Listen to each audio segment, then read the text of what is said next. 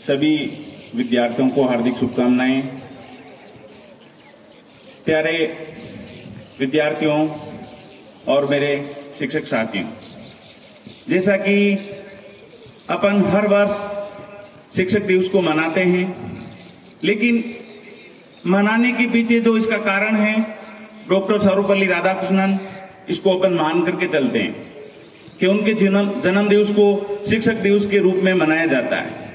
लेकिन कभी कभी अपने मन में ये बात भी आनी चाहिए कि जैसे इनका जो शिक्षक दिवस के रूप में जो जन्मदिन मनाया जाता है, तो ये इनके पीछे इतना बड़ा क्या कारण रहा है। क्योंकि सबसे पहली बात वो ये है कि वो एक शिक्षक से राष्ट्रपति पद तक पहुंचे थे। अब अपन इस विचारों को लेकर के चल रहे हैं कि एक शिक्षक होता क्या है, जिसके माध्यम से अपन कह सकते हैं कि शिक्षक इतना बड़ा देश का निर्माण करने के अंदर जो सर्वोच्च पद है, उस पद तक पहुंचाने का कार्य कर सकता है। आज वर्तमान शिक्षक का परिदृश्य आपके सामने है, किस प्रकार से शिक्षक अपनी भूमिका निभा रहा है और आप अपनी किस प्रकार से भूमिका निभा रहे हो। क्योंकि जो शिक्षक और विद्यार्थी के बीच में जो संबंध था, जो खाइयां थी, आज गहरी होती जा रही है। बच्चे अपने स्वार्थ के लिए जिस शिक्षक के साथ में उनका संबंध है, यानी उन्हीं तक सीमित रहते हैं और संबंध सिर्फ और सिर्फ स्वार्थ के लिए।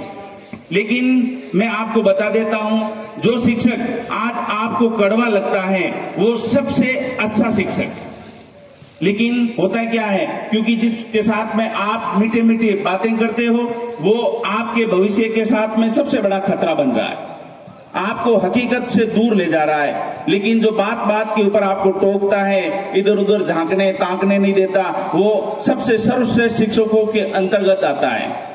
जब इसका पता आपको कब चलेगा, जब आप अपने फ्यूचर के प्लान को लेकर के सक्सेस हो जाओगे या सक्सेस नहीं होंगे, उस दिन आपको इसके बारे में जानकारी होगी कि वो शिक्षक मेरे लिए कैसा था। मेरे गुरु ने एक बात कही थी कि जिस प्रकार से किसी भी विद्यार्थी के साथ में यदि आपको सबसे बड़ा धोखा देना है, तो उसको पूरे में से पूरे मार्क्स देते जाओ, क्योंकि वो अपने करियर के प्रति फिर चिंतित ही नहीं होगा।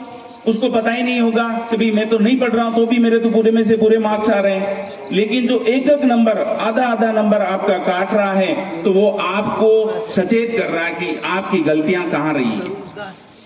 अब इसके बारे में जैसे काफी कुछ कहा जाता है, लेकिन अपने को अपने भविष्य के प्रति चिंतित होना है। आज इन्हीं बड़ा दुख होता है कि जैसे सीनियर के विद्यार्थी को ये पता नहीं है कि मुझे करना क्या है।